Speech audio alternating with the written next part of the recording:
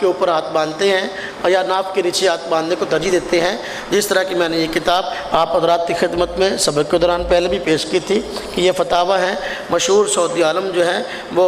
عبد الرحمن بن ناصر السعدی کے، اس میں انہوں نے لکھا ہے کہ ترجیح اس بات کا ہے کہ ناف کے نیچے ہاتھ باندھے جائیں۔ یہ علامہ ابن قیم رحمۃ اللہ علیہ کتاب ہے مختصر زاد المعاد، یہ حاجیوں کو تحفے میں بھی ملتی ہے اور غیر مقلدین نے اس کو یہاں سے بھی ترجمے کے ساتھ شائع کیا ہے۔ شیخ محمد عبد الوہاب نے یہاں لکھا ہے کہ بھائی دیکھو ناف کے نیچے ہاتھ باندھنے کی روایت کو ذکر کیا ہے استدلال کے طور پر حضرت علی رضی اللہ تعالیٰ عنہ کی سنت یہ ہے کہ ہاتھ ناف کے نیچے باندھے جائیں، بطور استدلال کے پیش کیا، معلوم ہوا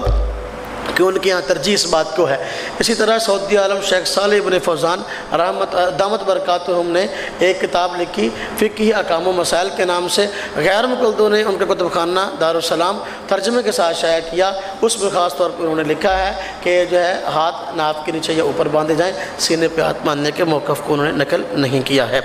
اور دوسری بات فاتحہ کے متعلق شیخ صالح ابن فوزان کی فقہی احکام و مسائل جو غیر مقلدوں نے دارالسلام سے شائع کیے ہیں، ان فقہی احکام و مسائل کے اندر خود لکھا ہے کہ جب امام قرآن پڑھے تو مقتدی چپ رہے، مقتدی غیر مقلد حضرات امام کے پیچھے فاتحہ پڑھنے کی فرضیت کے قائل ہیں، سعودیہ والے حضرات اس کے قائل نہیں، یا کم از کم جہری نمازوں کے اندر جو ہے وہ اس بات کے قائل ہیں کہ امام کے پیچھے قرات نہ کی جائے۔ چنانچہ یہ اور اس طرح ایک رسالہ چھوٹا سا حاجیوں کو تحفے میں ملا، یہ بھی شیخ صالح ابن فوزان کا ہے، سورہ فاتحہ کا مقام اور مرتبہ احکام و مسائل، اس میں انہوں نے لکھا ہے کہ امام کے پیچھے فاتحہ خاص طور پر جہری نمازوں میں نہیں پڑھنی چاہیے۔ اور رفع دین اور آمین کی بات ہے، اس کو آپ ذہن نشین رکھیں، یہ واقعی وہ رفع دین کرتے ہیں یا آمین اونچی کہتے ہیں، لیکن غیر مقلدوں کا رفع دین آمین اور ہے، ان حضرات کا رفع دین اور آمین اور ہے۔ امام کعبہ نے کبھی بھی ان حضرات کو چیلنج نہیں کیا جو یہاں سے بیچارے حاجی عمرہ کرنے کے لیے جاتے ہیں، پھر تمہاری نماز خلاف سنت ہے، تم رفع دین نہیں کرتے، تم آمین اونچی آواز سے نہیں کہتے، کبھی دعوت مناظرہ نہیں دی، کبھی چیلنج نہیں کیا، کبھی بحث و مباحثہ نہیں کیا۔ شیخ حمدی یہاں ابھی پچھلے دنوں آئے پاکستان کے اندر، انہوں نے بالکل احناف کے مساجد کے اندر گئے،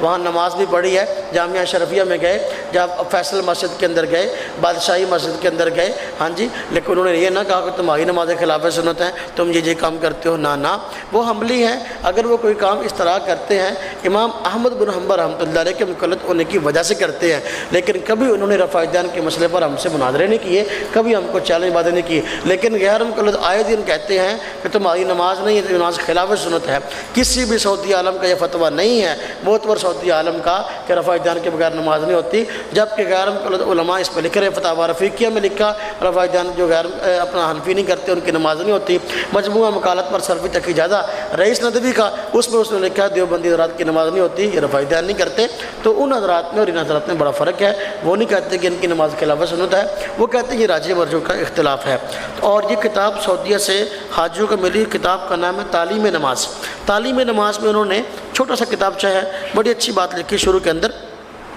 انہوں نے کہا کہ یہ رسالہ ہے تعلیم نماز، اس میں ایسے مسائل بیان کروں گا جس کی ایک عام آدمی کو ضرورت ہے، اور ایسے اختلافی مسائل کو چھوڑ دوں گا جس کی ایک عام آدمی کو ضرورت نہیں ہے۔ اب نماز کے مسائل وہ بیان کر رہے ہیں، لیکن پورے اپنا کتاب کے اندر انہوں نے کہیں نہیں لکھا کہ جو آدمی رفع دین نہ کرے اس کی نماز خلاف سنت، آمین اونچی آواز سے کہا کرو، اگر فاتحہ نہ پڑھو گے نماز نہیں ہوتی۔ کتاب کا نام جب تعلیم نماز ہے تو پھر غیر مقلدوں کی کوئی بھی ایسی نماز کی کتاب بطور مثال کی پیش نہیں کی جا سکتی کہ جس میں خاص طور پہ یہ چیز ہو کہ انہوں نے نماز پہ کتاب لکھی ہو اور اس میں لکھا ہو کہ جی جو ہے یہ چیزیں ضروری نہیں ہیں، لیکن ان حضرات نے جو ہے یہ کتاب ہے تعلیم نماز،